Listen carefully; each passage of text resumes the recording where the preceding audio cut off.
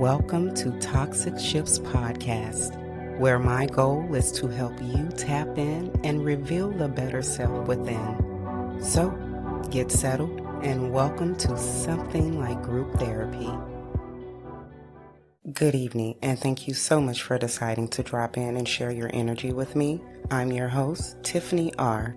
Now, we'll be doing things a bit different in this episode. I'm simply going to read from some of the pages of my journal. In past episodes, I've shared some of the beginning of this journal, so I'm going to dive straight into the middle. I finally went heads up with my stepfather when I was 18. He was not in the house with us, but he came by to discipline my brother, his son. My mom was gone at the time, but I beat his ass even with internal bleeding that he left me with.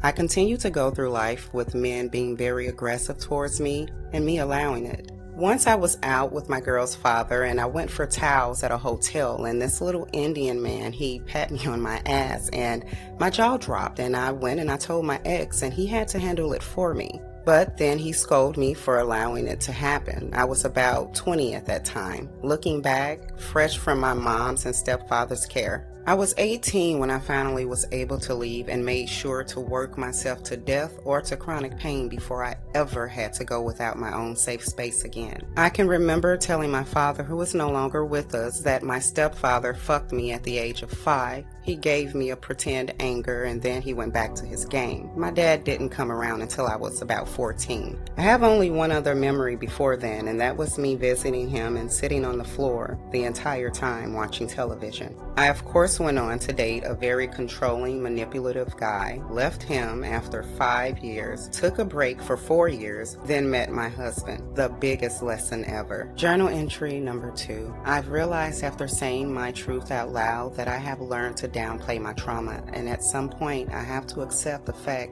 that I was a victim. I've been too hard for too long. I have been stalled in memory these past few days, unable to open my curtains, get out of bed, take a shower. The memories just will not stop since I've started my journaling. It's 4 a.m. and I'm sure I'll watch the sun rise. I can also remember a much older swim instructor becoming erected under the water against me. I never told because it was always my fault. Also, my anxiety has tripled because my ex is not getting his way in divorce, so there's that. So I've been on the verge of exploding these past few days. My biggest fear is remembering the things that were so horrible that I buried them to the point of forgetting. I started journaling about 3 years ago, and how far I've come to where I started just by reading it out to you guys have shown me so much. And it wasn't until I started journaling that these memories came back, and I had to realize that tucking them away was not working on them, working through them, growing through them. I would strongly suggest, no matter what stage of your journey that you're in, that you incorporate journaling, because it opens up memories that are triggering us that we don't even know about. I do know that it can be difficult, painful bringing these memories up, but without doing that, they will constantly replay in your subconscious mind, and you have no clue. Grab a book and a pen, open it up, and just start writing. You don't need to have a starting point. Just release what is subconsciously there.